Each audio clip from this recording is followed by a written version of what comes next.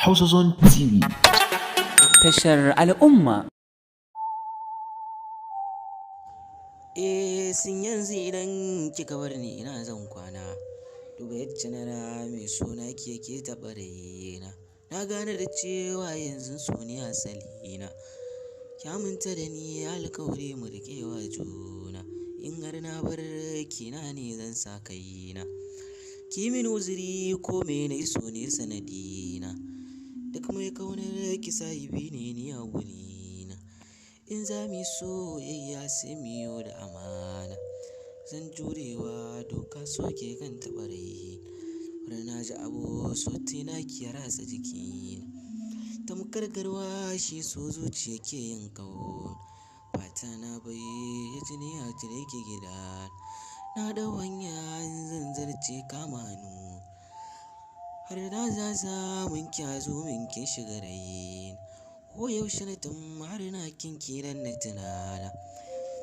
Duk abin da nake so ke ma shi ne ra'ayi. Kin zamto ni na zamki hakanin ki na kauna. Masoya wannan shahararriyar waka da Auta MG zai aiwatar da ita sabon bidiyo wanda ba wanda ya taɓa jin wannan wakar sai mu a cikin tashar mu ta Smart Hausa Zone TV. Kar ku bari a baku labari.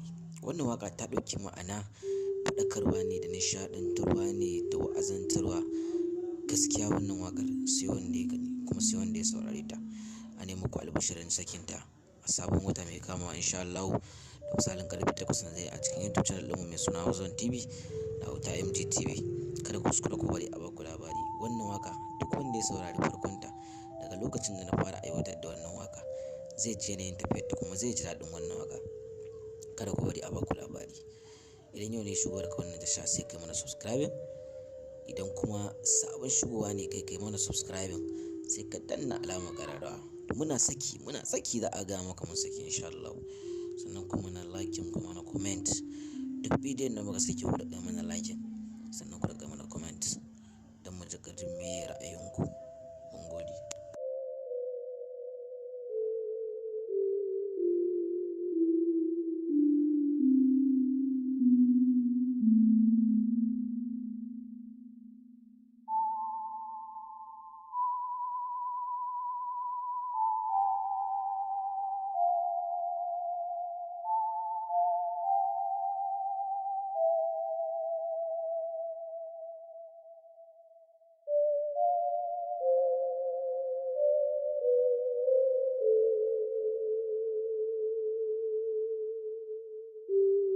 Hausa Zone TV.